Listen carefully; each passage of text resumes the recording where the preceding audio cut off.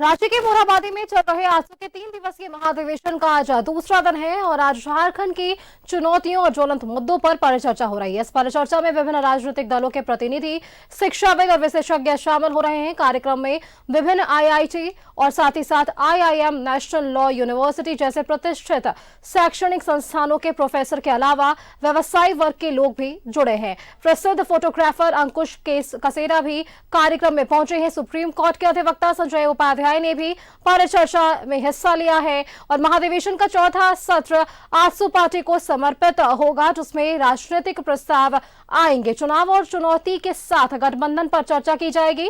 यह चर्चा पार्टी के केंद्रीय अध्यक्ष सुदेश कुमार महतो करेंगे। फिर देर शाम छऊ नृत्य और कई सांस्कृतिक कार्यक्रमों की प्रस्तुति होगी।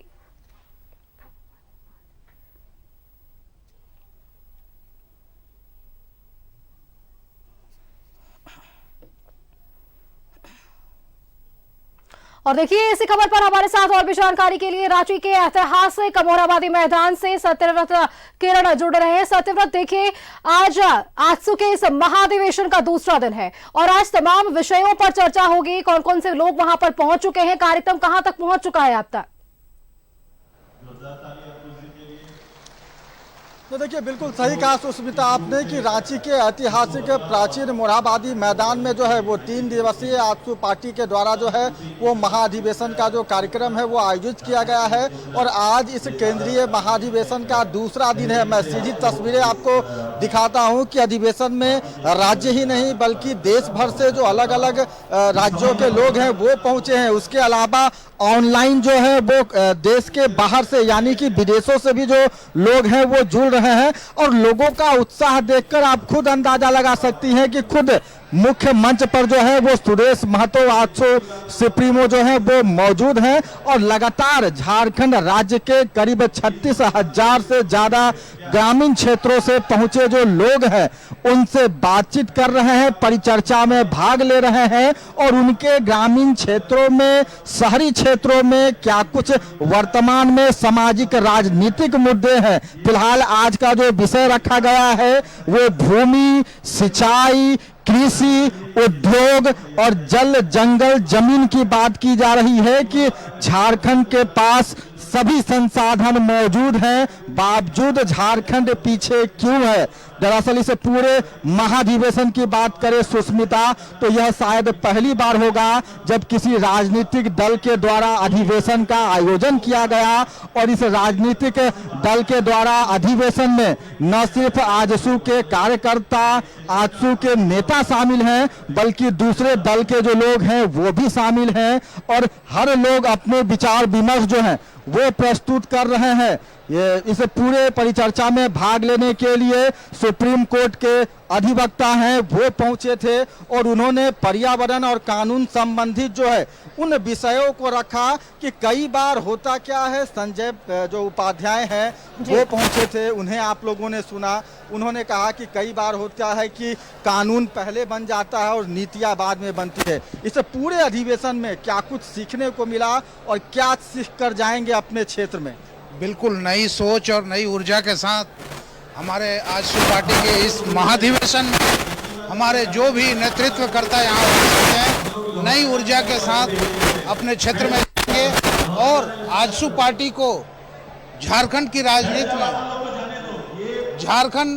राजनीति में एक ऊंची मुकाम पर ले जाएंगे जिससे झारखंड की जो जन समस्या है उसका निराकरण हो पाएगा। अपने राज्य झारखंड में सभी संसाधन मौजूद हैं। अभी से थोड़ी देर पहले जो कसेरा हैं, फोटोग्राफर हैं, उन्होंने दिखाया कि कितना प्राकृतिक सुंदरता हमारे पास मौजूद है।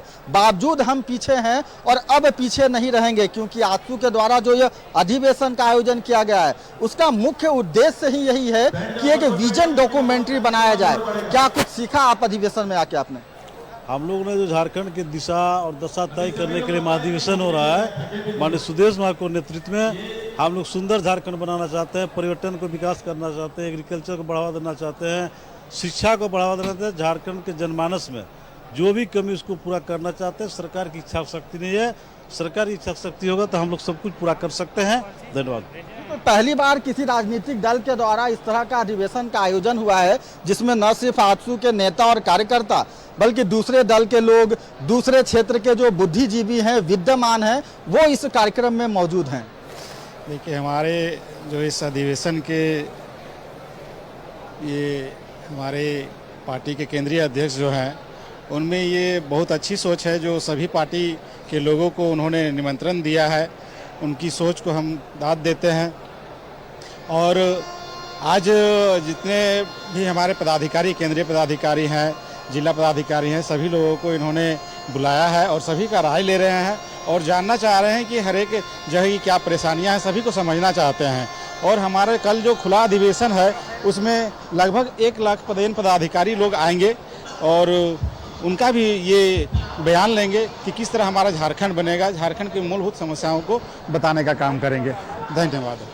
बिल्कुल, आप देख सकती हैं सुस्मिता मुख्य मंच पर कि फिलहाल जो है गाड़ी लोहरदगा, जो कि अपने राज्य झारखंड की एक प्राचीन पहचान रही है, मेघनाथ भट्टाचार्य की मेहनत रही है और यह जो डॉक्यूमेंट्री फिल्म है वो अपने राज्य नहीं बल्कि दुनिया भर के लोग जो है वो देखते हैं। उस फिल्म का जो है वो फिलहाल जो है वो प्रस्तुति की जा रही है और मंच पर आप खुद देख सकती हैं कि आजसू पार्टी के केंद्रीय सुप्रीमो सुदेश महतो, चंद्र प्रकाश चौधरी, पूर्व विधायक उमाकांत रजक और आजसू परिवार के अलावा कई ऐसे बुद्धिजीवी, विद्वान लोग आपको मिल जाएंगे। कई यूनिवर्सिटी के जो प्रोफेसर हैं, वाइस चांसलर हैं, वो मौजूद हैं। उसके अलावा कई ऐसे आंदोलनकारी हैं जिन्होंने झारखंड अलग राज्य के लिए काफी लड़ाइयां लड़ी हैं, वो मौजूद हैं। लगातार वैसे लोग अपनी राय को रख रहे हैं, इस पूरे चर्चा में जो है वो शामिल हो रहे हैं कि सभी संसाधनें होने के बावजूद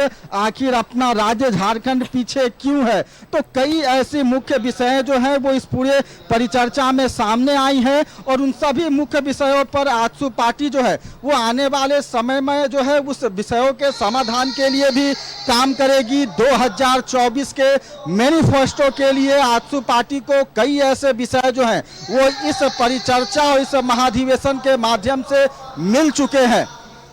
बिल्कुल सत्यव्रत, आपका बहुत बहुत धन्यवाद हमारे साथ जुड़ने के लिए और सीधी तस्वीरें हमारे दर्शकों तक पहुंचाने के लिए। तो देखिए, ये 3 दिनों का महाधिवेशन है आजसू पार्टी की ओर से और आज तमाम दिग्गज इस महाधिवेशन में उन्होंने शिरकत किया और आजसू सुप्रीमो सुदेश महतो खुद वहां मौजूद हैं और आपसे कुछ देर में वे जनता को संबोधित भी करेंगे।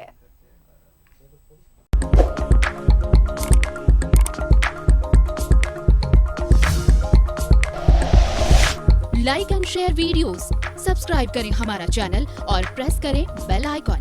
न्यूज़ 11 भारत, सच है तो दिखेगा।